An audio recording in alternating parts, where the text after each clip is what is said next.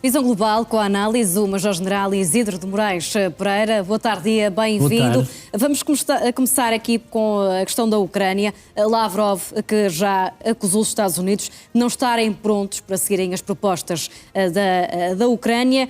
O que é que sabemos mais sobre as declarações de Lavrov? Bom, este tipo de diálogo ou de narrativa de Lavrov vem na sequência já de afirmações semelhantes de Peskov e da porta-voz do Ministério dos Negócios Estrangeiros, que antes da última reunião de Abu Dhabi, tripartida, com a presença da delegação ucraniana, russa e com a intermediação dos Estados Unidos, vieram dizer que os Estados Unidos não estavam a cumprir com aquilo a que se comprometeram à saída da reunião de agosto de Anchorage, no Alasca, onde Vladimir Putin foi recebido com pompa e circunstância, como nós sabemos, tapete vermelho.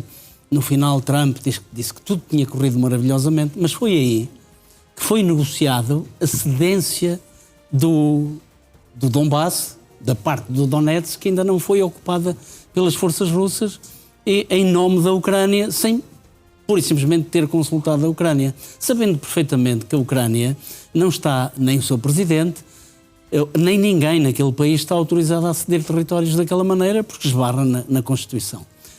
A Rússia insiste nisto, insistiu antes das reuniões da Abu Dhabi, no sentido de forçar um acordo desta natureza, da cedência gratuita destas terras do Donetsk, e agora vem Lavrov insistir a dizer que os Estados Unidos não estão a cumprir com aquilo que se prometeram, que estavam à espera que os Estados Unidos entrasse numa nova fase no relacionamento diplomático com a Rússia, abrindo a porta a grandes negócios, uma cooperação alargada.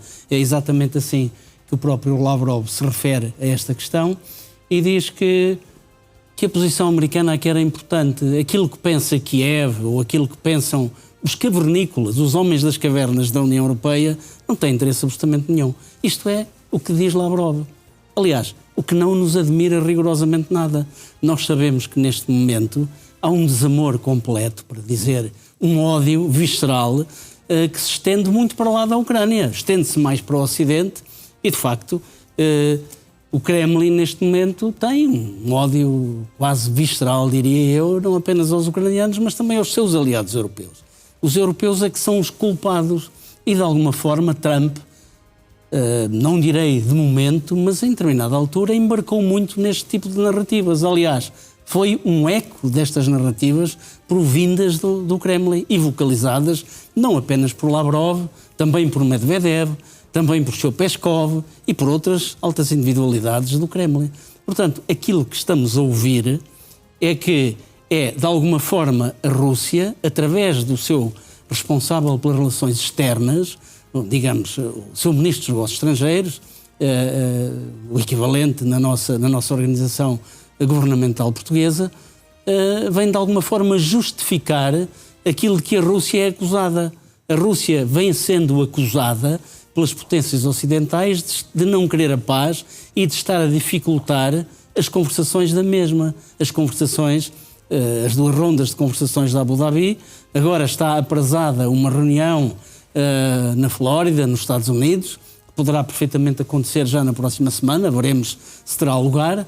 Mas também temos aqui algumas notícias que dão como certo que os Estados Unidos neste momento têm uma meta temporal que aponta para o início do verão para se conseguir um acordo de cessar-fogo no mínimo ou no máximo um acordo de paz. Também essas próprias declarações foram negadas hoje.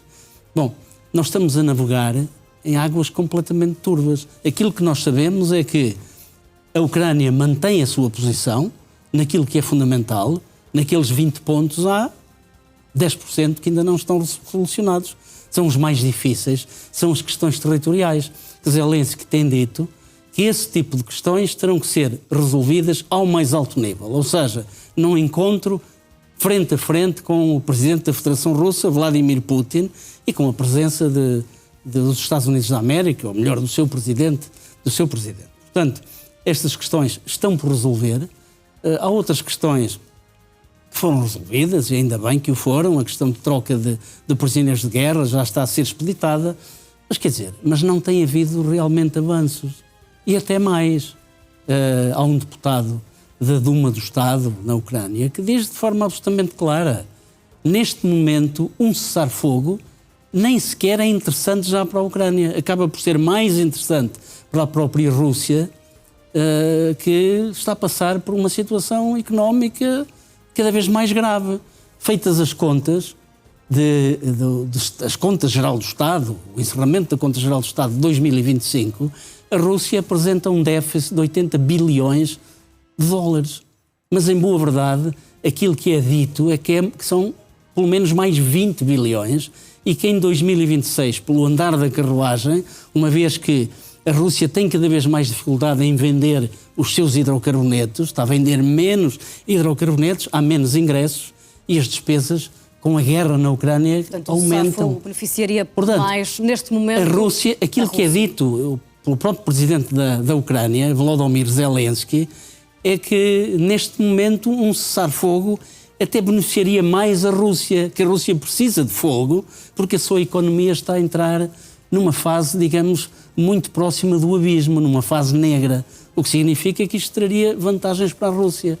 Ora bom, aquilo que é a opinião, não direi generalizada, da maior parte dos analistas, mas muitos analistas internacionais, o que dizem é que neste momento a Rússia está numa situação difícil e a Ucrânia tem que aguentar pelo menos até ao verão, porque mais 6 meses, se a economia russa continuar a resvalar como está, se as sanções, agora temos o 20º pacote de sanções da União Europeia, se as sanções apertarem, se os grandes consumidores dos hidrocarbonetos russos deixarem de comprar, como está a acontecer com a Índia, bom, quer dizer, muito possivelmente vamos chegar a um ponto em que a Rússia vai ter que pensar 2 vezes se os benefícios compensam as perdas. E Zelensky, aliás, sugeriu que Putin pode estar a considerar uma pausa na guerra, que poderá ser justamente para isso. É exatamente a concurso desta análise que eu estou a fazer.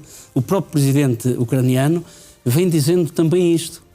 Portanto, é bem possível que as coisas se possam precipitar, não direi já no imediato, mas algures no início da primavera, para que haja uma pausa não direi que seja assinado um tratado de paz definitivo, porque dificilmente o será. Mas acredita que poderá haver, de facto, esta pausa? Eventualmente, quer dizer, tudo vai depender da forma como a economia russa se comportar daqui para a frente. Sabia aquele acordo de 1 semana em que, de facto, a Rússia não conseguiu cumprir? Uma pausa seria mais tempo ainda. A Rússia, e eu tive oportunidade de comentar aqui essa situação, a Rússia estava na antecâmara de uma nova ronda de negociações. A Rússia interessava-lhe mostrar, por um lado, boa vontade e, à entrada das negociações, voltar a atacar de forma massiva a Ucrânia. E foi o que aconteceu, para mostrar força, porque negociar numa posição de força é sempre muito mais favorável do que ir para uma mesa de negociações numa posição de fraqueza. E a Rússia tem feito isso sistematicamente. Portanto, não me admira que a Rússia desse um grito de estamos aqui, andam a dizer que nós estamos com a economia à beira do abismo, que nós eventualmente podemos perder a guerra, mas não. Toda a narrativa russa, alavancada em 2 direções, na direção interna, para a satisfação da própria população russa e daqueles que rodeiam o próprio Kremlin, e também na direção exterior, a Rússia tudo tem feito para construir uma percepção de que está a ganhar a guerra, quando na verdade não está.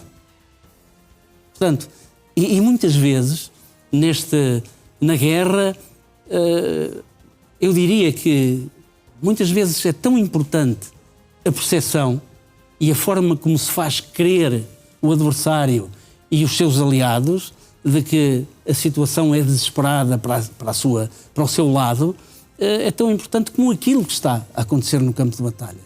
Porque o mundo faz-se basicamente das percepções das coisas. A ideia que temos do que vai acontecer, aliás, a própria ideia que a Casa Branca e o próprio presidente norte-americano Donald Trump fez, e nós sabemos que ele declarou por várias vezes, embora tenha de quando em vez emendado a mão, é de que estava plenamente convencido que a Rússia podia ter feito muito pior e que só não conquistou a Ucrânia toda até agora, só não destruiu a Ucrânia porque ele foi capaz de intervir e pôr calma, pôr alguma água na fervura. Portanto, é para vermos a importância das percepções, da forma como se constrói uma imagem que grande parte das vezes não corresponde à realidade. Aliás, esse é um dos objetivos... Nestes contextos, o que importa às vezes é a narrativa. Ora, aí está, esse é um dos grandes objetivos das campanhas de operações psicológicas e, designadamente, da propaganda. A propaganda destina-se a fazer crer que determinadas realidades correspondem à verdade quando elas não correspondem, por exemplo, entre outras coisas. Apesar dessa possível intenção de uma pausa na guerra ou de um cessar-fogo em breve, o certo é que os ataques continuam noite após noite e esta, mais uma noite marcada por vários mísseis. Mais uma. Foram 11 mísseis balísticos, Iskander-M. Ainda não se sabe quantos deles atingiram os objetivos. Eu ainda procurei, mas ainda não há informação fidedigna. Aquilo que se sabe é que alguns deles poderão ter sido abatidos ou ter perdido a trajetória em determinada altura, mas que alguns deles poderão ter atingido os objetivos. Dos 149 drones, aquilo que se sabe é que 116 foram interceptados. Portanto, os outros acabaram por atingir aquilo que é habitual.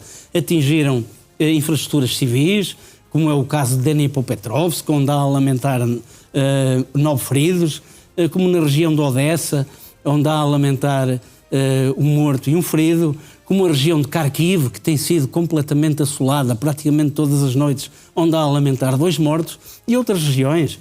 Estamos a falar de uma noite com 3 mortos no total. Não, vamos lá ver, uma noite em que há aqui alguns mortos, há aqui um número considerável de feridos a registar, e há aqui grande destruição do edificado, fundamentalmente objetivos civis, tirando aqui 2 áreas.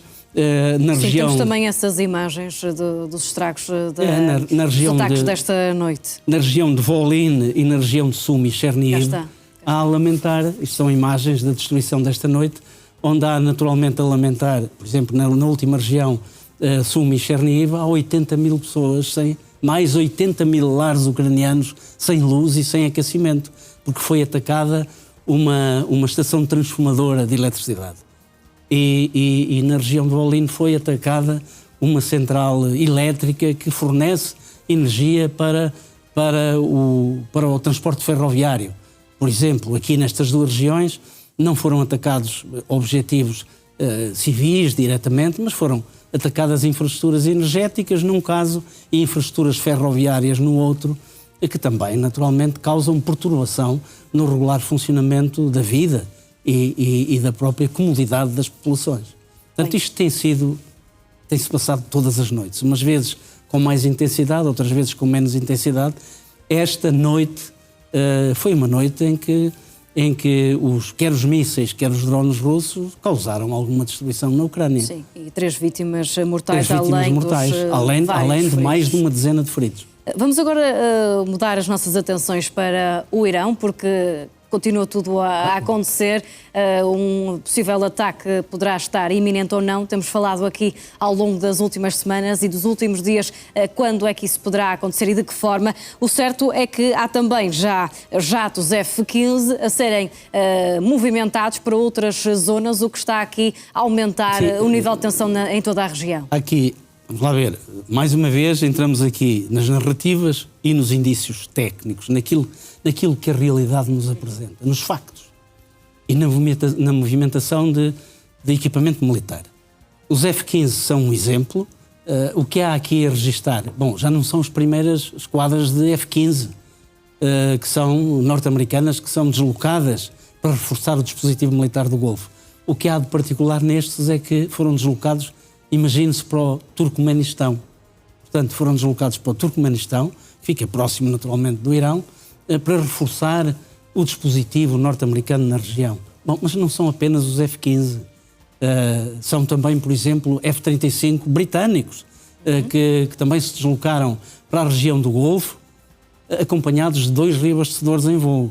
Portanto, também não são os primeiros aviões da Royal Air Force, da Força Aérea Britânica, que também se estão a deslocar para a região do Golfo. E quer isto dizer que vão ser utilizados como num ataque de primeira linha ao Irão. Não me parece, porque as declarações do primeiro-ministro britânico vão no sentido de esclarecer a população britânica, os súbditos de Sua Majestade, de que esta decisão de deslocar mais meios militares britânicos para a região do Golfo tem que ver fundamentalmente com uma postura defensiva. Nós sabemos que o Reino Unido também tem bases na região do Golfo e que está a colocar mais capacidade para a necessidade de ter que se defender. Portanto, o que é que no capítulo das narrativas, a Casa Branca continua a dar uma oportunidade às negociações. Nós sabemos que as negociações que decorreram em Oman, as últimas negociações, ainda na semana passada, aquilo que eu consegui apurar foi ainda muito menos do que aquilo que se esperava. Aquilo que é veiculado por porta-vozes da própria Casa Branca é que esta reunião serviu para muito pouco, apenas serviu para agendar a próxima. Bom, quer dizer, nós sabíamos que havia aqui declarações de princípio que chocavam umas com as outras. Enquanto o Irão admitia que poderia, digamos, resumir o seu programa nuclear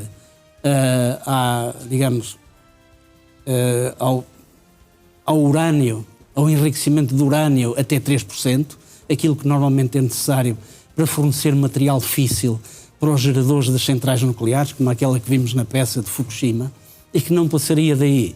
E que o programa nuclear, tendo em vista a produção de armas atómicas, seria posto em banho-maria durante algumas décadas. Isto era o que o Irão estaria disposto a acordar com os Estados Unidos. Os Estados Unidos querem mais, querem garantias de que o Irão não vai prosseguir no seu programa de desenvolvimento nuclear, tendo em vista a produção de armas atómicas, querem controlar a produção de mísseis, porque o Irão é um dos países do mundo que produz mais mísseis e tem uma capacidade de mísseis que é assinalável. Também aquilo que se sabe é que os 400 quilos de urânio enriquecido para além de 60% ficaram a salvo dos últimos bombardeamentos, também é uma das exigências que sejam entregues. E outra coisa que o Irão também não concorda é deixar de apoiar os proxies, deixar de fazer guerra por interpostas pessoas. Quais são os proxies? Os Houthis do Iémen, o Hezbollah, o Hamas e os movimentos subversivos na Síria e no próprio Iraque. Portanto, havia aqui um desencontro e continuamos num impasse. Aquilo que estamos a... O certo é que a mobilização está a acontecer. Aquilo que nos apercebemos. Agora vamos aos factos concretos. O dispositivo militar está a ser cada vez maior. Está-se a construir um dispositivo militar brutal na região do Golfo Pérsico e no Extremo Oriente, na parte mais oriental do Mediterrâneo e também no Mar Vermelho, o que não augura, naturalmente, uma paz. Não são bons sinais. Não augura bons sinais. Quer dizer, ou o Irão, de repente, manifesta-se disposto a negociar nos termos que os Estados Unidos exigem, ou então vamos mesmo ter guerra. Se é esta noite, se é amanhã, se é na próxima, ou daqui a uma semana. Aguardar. Major-General Isidro de Moraes Pereira, obrigada pela análise e uma boa tarde. Obrigado eu.